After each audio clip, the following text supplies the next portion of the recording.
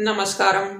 Typhoid यदि बहुत पुराना हो, 15 साल पुराना, और 15 साल में आपने कोई कसर ना छोड़ी हो, आयुर्वेद का, एलोपैथ का, होम्योपैथ का, कई तरह का ट्रीटमेंट आपने किया हो, फिर भी यदि टाइफाइड आपका पीछा ना छोड़े तो क्या करना चाहिए, उसके बारे में आज चर्चा करेंगे। साथ में मैं आपको औषधि जो हमने चलवाई, साथ में अब उस औषधि से वो बिल्कुल ठीक हैं, उनसे मैं मिलवाऊंगा भी आपको, ताकि आपको इस चीज़ का थोड़ा सा हौसला आपका भी बढ़े।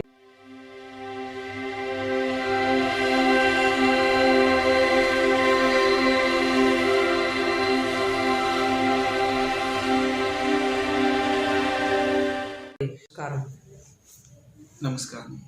क्या नाम है आपका? मेरा नाम गुरजीत सिंह है। क्या समस्या थी आपको? मेरे को टाइफाइड था कोई 15 साल पुराना। 15 साल पुराना? जी।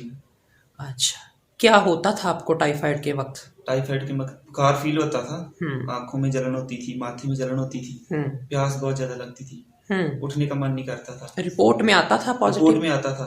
अच्छा। आता ही रहता था जब भी टेस्ट करवाता। 15 साल रहा? जी, बचपन से ही था। आपने कोई इलाज नहीं करवाया? इलाज एलोपैथी करवाया मैंने। कितने देर? एलोपैथी महीना 1.5 महीना किया, उससे कुछ फर्क नहीं पड़ा। फिर मैंने 15 साल में सिर्फ महीना 1.5 महीना किया? मतलब छोड़ छोड़ के कभी होम्योपैथी से फर्क नहीं पड़ा। काफी दिन लेके देख ली, 3 महीने 6 महीने मैंने होम्योपैथी ली है। 6 महीने में बिल्कुल भी फर्क नहीं पड़ा होम्योपैथी से। और फिर उसके बाद फिर मैंने एलोपैथी स्टार्ट किया, फिर कोई फर्क नहीं पड़ा। फिर मैंने दवाई लेनी छोड़ दी। फिर कितने साल दवाई नहीं ली? मैंने कोई 3-4 साल दवाई नहीं ली। अच्छा, फिर मैं आपके पास आया था, तो आपने जो औषधि जो आपने बोला था वो लेने के बाद अब ठीक है। अब टेस्ट करवाया? अब टेस्ट करवाया, अब नेगेटिव आया उसमें? अब नेगेटिव आया। ठीक है, तो 1 महीना दवाई करी? 1 महीना अपने आप में महसूस भी होता है कि फर्क है, कि सिर्फ रिपोर्ट बता? नहीं, अभी महसूस होता है। एक तरह फुर्ती सी आ गई है शरीर में। और पहले कमजोरी सी फील होती थी, अब मतलब एक तरह से चुस्त सा हो गया है, काम करने को मन करता है। और रिपोर्ट भी नेगेटिव है? रिपोर्ट भी नेगेटिव। ठीक। रिपोर्ट तो मैंने तभी करवाई भी, हाँ मुझे लगता है भी नेगेटिव हो गया है, अब करवाना चाहिए। अब करवा, बॉडी को फील होने लग गया था। ठीक है, चलो खुश रहो। लोगों को बताया ताकि उनकी मदद हो सके, उनका हौसला बढ़ सके, उसके लिए धन्यवाद। क्योंकि बहुत लोग परेशान हैं और मैं नहीं चाहता कि आप मेरे पास आएं। मैं चाहता हूं कि आप अपने नज़दीकी किसी वैद्य से यही दवाइयां उनको दिखा करके अच्छे से आप एक बार उनकी गाइडेंस में ही ये शुरू कर लें। और मेरी भी जो मेरे पास जो लोग इतने ज़्यादा आते हैं, मैं नहीं मिल पाता, ना ही मेरे पास इतनी बड़ी अभी टीम है कि मैं सभी डॉक्टर्स बिठा करके आपका इलाज कराऊं, क्योंकि उसमें भी हर डॉक्टर बड़े काबिल होते हैं सारे, लेकिन फिर भी हर आदमी का अपना एक कलम होती है, एक तजुर्बा होता है। तो वो चीज़ जब तक नहीं होती, मैं इस तरह से आपकी मदद भी नहीं कर पाऊँगा। तो आपको ये चीज़ मैं दिखा देता हूँ। टाइफाइड जो था 15 साल से था, और हर समय कितना बुखार रहता था? 99 तो रहता ही था। 99 तो रहता ही था। अब आप बोलोगे 98 पॉइंट समथिंग तो नेचुरल होता है, लेकिन वो पेशेंट को खुद ही फील होता है कि मुझे बुखार है ना? शरीर टूटना, आंखों में जलन रहना, और जलन होती थी आंखों में जलन, ठीक है, सारा शरीर में जलन सी होना, वो सारा। और जब भी टेस्ट कराओ तो उसमें टाइफाइड पॉजिटिव आना। फिर हमने क्या औषधि करवाई कि वो टाइफाइड जो है अब नेगेटिव आया है। अब ये जो टाइफाइड है, इसका तो पूरा कार्ड वाला टेस्ट इनके पास है, कि जिसमें ये इन्होंने चेक करवाया है। तो ये आप देख पा रहे हैं, और अब ये नेगेटिव भी है। 1 महीना औषधि चली। और क्या क्या औषधि थी?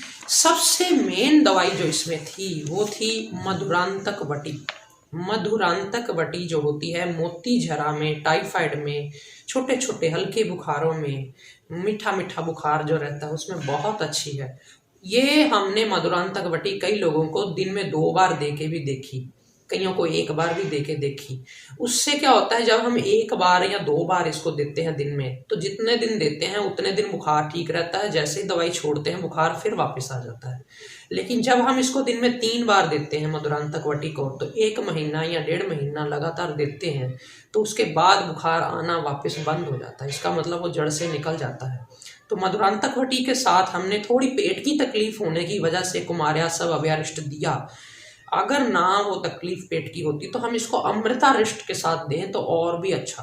अमृतारिष्ट जो होता है वो बुखारों के लिए, उसमें महासुदर्शन घनवटी भी साथ में चल सकती है। अगर बुखार आपका 100 से ज़्यादा चला जाता है तो फिर अकेली मधुरांतक नहीं चलेगी।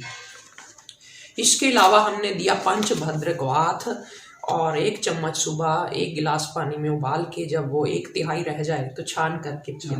ये पंचभद्र क्वाथ की वीडियो मैंने आपको कई बार पहले भी ये उदाहरण दी है कि इससे बिल्कुल ठीक होता है। और साथ में प्रवाल पिष्टी दी थी 2 रत्ती मक्खन या घी या मलाई के साथ ली, ताकि यदि शरीर में कभी चिड़चिड़ापन, थकावट, ऐसा कुछ फील हो, कमजोरी सी, तो वो इससे चली जाए। ये वाले उपचार के साथ एक जो जरूरी हिदायत ये है कि इन्होंने शुरू का 1 हफ्ता अनाज नहीं खाया, अनाज नहीं लिया, उसकी जगह पे लिया सूप, सब्जियां, सेब, फल, अनार, थोड़ा बहुत सूप, फूल मखाने, ज़्यादा यही चीज़ें ली। साथ में मुनक्का, खिचड़ी कभी कभी, और गाय का घी डाल के। पुराना बुखार है इसलिए गाय का घी बहुत अच्छा है।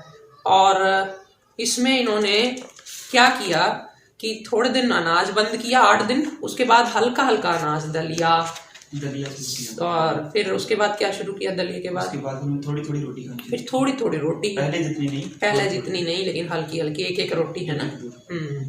मुनक्का था 3-4 दाने रोज सुबह तवे पे सेक के, उसके बीज निकाल के उसमें सेंधा नमक लगा के 3-3 4-4 दाने ये खिलाए। तो इतना करने से बुखार ठीक हो गया। कोई बड़ी इसमें कोई छुपा हुआ कोई भेद नहीं है, मैं आपको कई बार बताता हूँ। और आज मैं फिर इसलिए दोहरा रहा हूँ क्योंकि 15 साल पुराना था, तो मेरा फर्ज बनता है मैं आप तक इस बिना छल कपट के ये चीज़ रखूँ। जो वैद्य भाई बहन आयुर्वेद की प्रैक्टिस करते हैं उनको भी पता होना चाहिए कि हम किस तरह से चलेंगे, किस स्ट्रैटेजी को, किस ढंग से, किस औषधि को लगाएंगे तो क्या रिजल्ट आने वाला है। बार बार ऐसी चीज़ों के जब तजुर्बे हो जाएंगे तो अपने आप आयुर्वेद को हम मिलजुल करके सब लोग आगे बढ़ा लेंगे। मुझे ऐसी उम्मीद है और परमात्मा भी हमारी मदद करेगा। आज फिलहाल इतना ही। नमस्कार।